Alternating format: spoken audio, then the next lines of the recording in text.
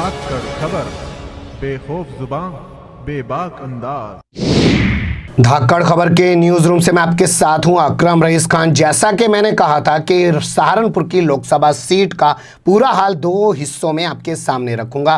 पहले हिस्से में यानी कि पहले पार्ट में कुछ चीज़ें आपके सामने रख चुका हूं, दूसरे पार्ट में बहुत सारी चीज़ें फिर से आपके सामने रखने जा रहा हूं। इस बार बात करेंगे एक शख्सियत को लेकर जिसका नाम है इमरान मसूद। इमरान मसूद की शाख भी इस बार दाव पे है, खासकर कांग्रेस की शाख भी इस बार दाव पे लगी हुई है, लेकिन उससे ज़्यादा शाख जो दाव पे लगी है वो लगी है इमरान मसूद की। क्या इमरान मसूद 2014 की तरह कोई करिश्मा कर पाएंगे? क्या वो 2019 में कांग्रेस को यहां से वो जमीन दिला पाएंगे? क्या होने जा रहा है? क्या वरिष्ठ उपाध्यक्ष बनाने का कांग्रेस को उनको कोई फायदा होगा या जमीनी सतह पर उनकी जो पकड़ है वो फिर से नजर आएगी? ये देखना सब दिलचस्प होगा। चार पहलुओं में पूरी खबर आपके सामने रखूंगा। छोटी सी एक अपील आपसे करना चाहता हूं कि अगर आप लोग YouTube पर देख रहे हैं तो हमारे चैनल को सब्सक्राइब कर सकते हैं, अगर आप लोग Facebook पर देख रहे हैं तो हमारे चैनल को लाइक कर सकते हैं, पेज को लाइक कर सकते हैं। इसके अलावा प्ले स्टोर पर जाकर आप लोग हमारा ऐप भी डाउनलोड कर सकते हैं। बेनिफिट उससे ये होता है कि आप लोग जिस भी वक्त ऑनलाइन होते हैं ऐप पर क्लिक कीजिएगा, आपको हमारी खबरें मिल जाया करेंगी। YouTube पर खबर ढूंढने की ज़रूरत नहीं पड़ेगी। चलते हैं खबर की तरफ। तो खबर के पहले हिस्से में बात कर लेते हैं कि सारी पार्टियों ने किन किन लोगों को यहां से प्रत्याशी बनाया है, उस पर थोड़ा गौर कर लेते हैं। तो सहारनपुर का आधा हिस्सा मैं आपके सामने रख चुका हूं, बहुत सारी चीज़ें आपके सामने रख चुका हूं, आप लोग उसमें से देख सकते हैं। आई बटन मैं दिखा रहा हूं ऊपर डिस्प्ले पे जो शो होता है उस पर आप क्लिक करेंगे, आपको वो खबर मिल जाएगी। 2014 में 65,000 वोटों से जीतने वाले बीजेपी के सांसद राघव लखनपाल को बीजेपी ने फिर से यहां मैदान में उतारा है, लेकिन इस बार उनकी राह इतनी आसान नहीं लग रही है, क्योंकि पिछली बार तो दंगों का भी बवाल था, पोलराइजेशन ढंग से हो गया था और मोदी लहर भी बह रही थी। इस बार ना दंगों वाली वो चीज़ें हैं, लोग समझ गए हैं चीज़ों को, और ना मोदी लहर बह रही है, फिर भी बीजेपी ने उनको उतारा है। ये वही राघव लखनपाल हैं जो एसएसपी लव कुमार के घर में घुस गए थे अपने साथियों के साथ, और उन्होंने वहाँ की कुर्सी पर बैठ गए, उनकी तख्तियाँ पख्तियाँ तोड़ दी और एसएसपी के बच्चों को अपनी जान बचानी पड़ी थी भैंस के पीछे छिप के। उन्हीं राघव लखनपाल को उतारा है। देखना दिलचस्प होगा कि क्या होगा। वहीं कांग्रेस ने भी 65,000 वोटों से हारने वाले 2014 में दूसरे नंबर पर रहने वाले इमरान मसूद अपने को फिर से अपना प्रत्याशी बनाया है। इमरान मसूद के बारे में जैसा मैं आपसे बता चुका हूं कि वो प्रदेश के वरिष्ठ उपाध्यक्ष भी हैं, उनको मैदान में उतारा है।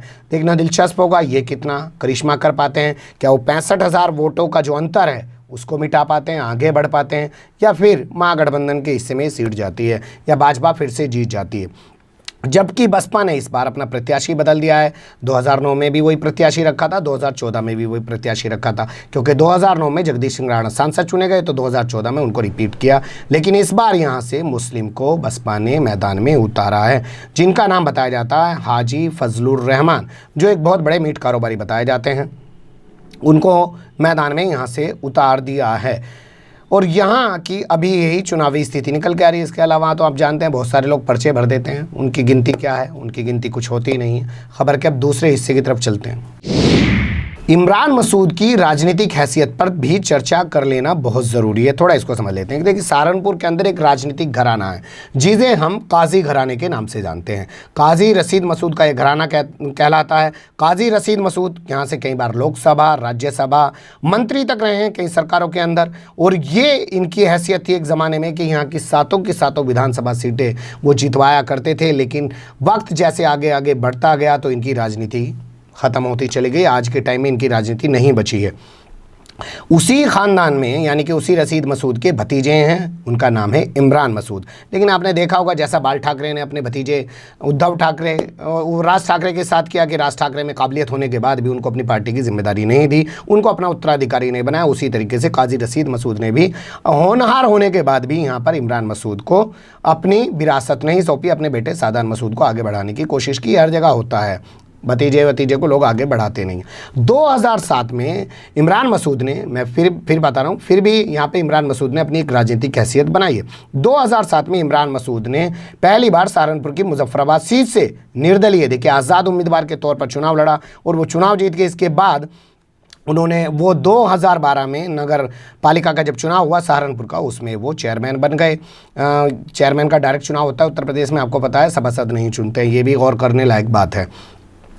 तो वो वहाँ के सहारनपुर की नगर पालिका के चेयरमैन बन गए। उसके बाद 2014 में कांग्रेस के टिकट पर चेयरमैन वाले में एक बात बता देता हूं कि जब वो चेयरमैन बन गए, बाद में इसको नगर निगम बना दिया गया, सहारनपुर को नगर निगम बना दिया गया और इनको सस्पेंड कर दिया गया, इनको अपना कार्यकाल पूरा नहीं करने दिया गया।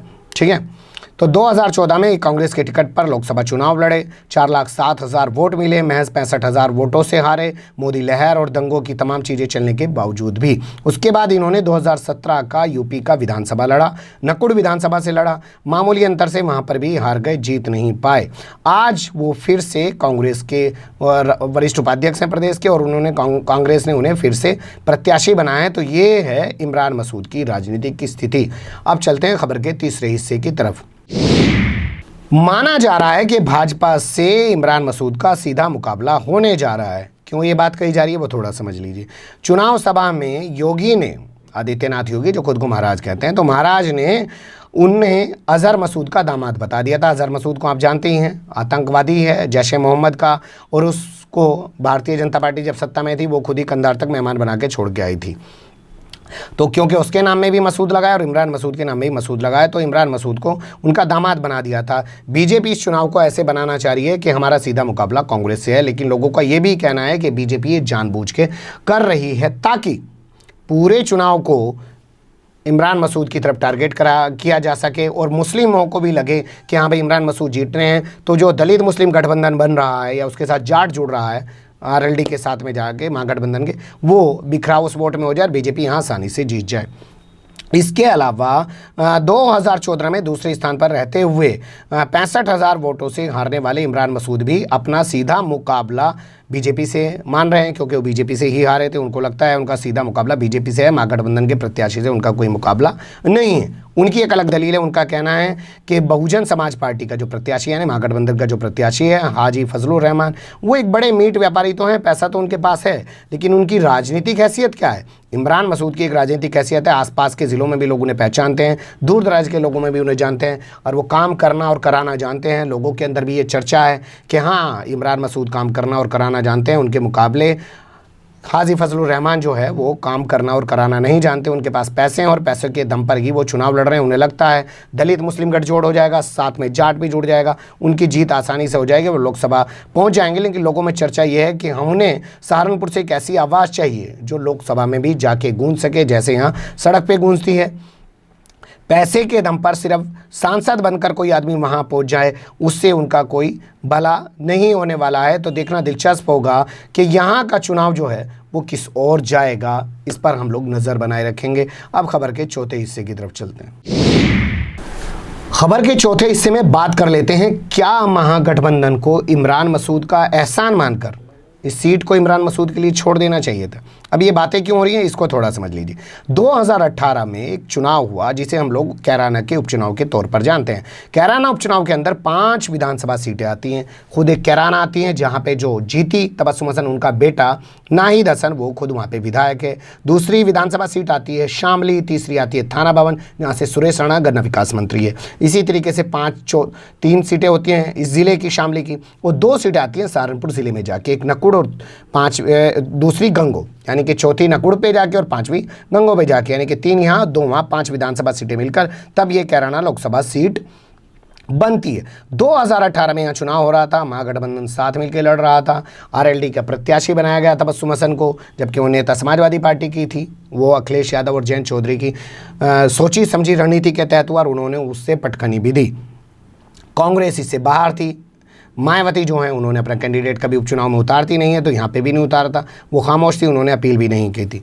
बावजूद इसके कि कांग्रेस साथ थी, चुनावी नतीजे जब आए तो उन्होंने साबित कर दिया कि यहाँ पर इमरान मसूद ने क्या करिश्मा कर दिखाया, वो थोड़ा समझ लीजिए। कैराना सीट पर तबस्सुम हसन आ रही हैं, शामली सीट पर ज़रूर शामली सीट पर भी आ रही हैं, थाना भवन सीट पर ज़रूर वो 3,000 वोटों से जीती हैं, यानी कि तीनों विधानसभा सीटों पर वो हारी हैं अपने ज़िले की। उनकी जीत कहाँ हुई है वो थोड़ा समझ लीजिए। गंगो में जाकर वो 28,000 वोटों से जीती हैं, इसी तरीके से नकुड़ में जाके वो 13,000 वोटों से जीती हैं, तभी उनकी वोट का जो पूरा आंकड़ा वो 44,000 बन पाया है।